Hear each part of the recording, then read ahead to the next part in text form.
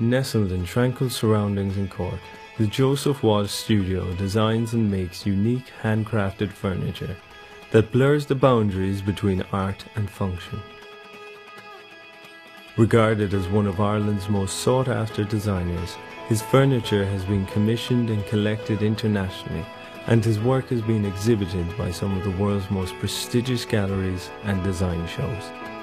The intention is to create one-of-a-kind, exquisite objects that bring pleasure to people's lives, the three-dimensional objects that you can actually live with. The thought process through to the technical and design process, right through to the making, all happens within a studio environment whereby the level of control from material selection right through to the final finish and photographing the pieces all happens within a studio environment. The studio has been in existence now for 10 years, so I suppose in terms of Ireland and Joseph's name would be relatively well known. We started working in the US about 3 years ago.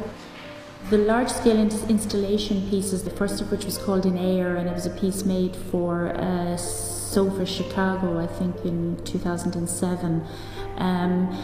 Their pieces that for Joseph are the full exploration of a concept and the purest form of a concept, and then they go on to feed into the functional pieces that are being made in the workshops. Joseph's work and his inspiration comes very much from his environment, from where he's from, and having the studio here in Cork is very good in that respect. Over the course of the last number of years, I've been a designer, a maker. I've worn many hats, but as the studio has grown, I've been fortunate enough to be able to focus more and more on just the design activity, so that is predominantly my role today. The connection between ourselves here in the workshop and Joseph and Fergus in the studio is quite close. We have a lot of meetings to iron out all the problems that we come across in one-off pieces that we do so often. To work in this type of environment, you have to I think you have to be quite a perfectionist in order to realise the pieces that Joseph insists on, the high quality that he seeks. We have to bend the rules or even make them up as we go along in order to get the designs just as they should be. In the last few years, this workshop has really made the breakaway from traditional cabinet making and set rules and designs into more of an artist studio where we have the artist and the people working under him, and we sometimes have been referred to as wood engineers or sculptors rather than cabinet makers.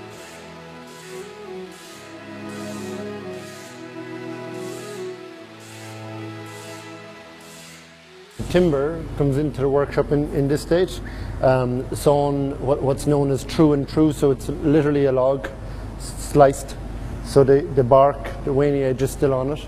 Comes in here to the machine shop. It is sawn to an oversized section relative to the project that we're making, and then it's brought on through to the dry room. This is the dry room. The timber has already been dried previously, air dried, kiln dried. This is a secondary drying process in order to refine the moisture content of the material relative to its ultimate environment. During the selection, we have to be careful, watch out for such defects as these slight shakes in the wood. This is one of the unique values of working in terms of design and making hand in hand, that you're able to really get a closeness to the material and realise a much higher potential of the ultimate piece with some resolve between the design process, the making, the material selection, and ultimately to something much more special. This is our bench room. This is where all the actual making takes place. It's pretty hands-on processes in here, from a series of bending, laminating processes here, these formers. This particular piece is a commission. It's for a private client for a dining room, and it's in ash, olive ash. I would say probably 2.5 years from the start of the process, when we initially started the conversation about the commission, and it's evolved quite a bit over that time relative to my work and the developments in my work, and just working with the client, very specific brief. Next few days is the final shaping here on the outer edge of the table. Some small subtle refinements. Then we're going to brush the entire piece to raise the grain and begin the finishing process of oiling.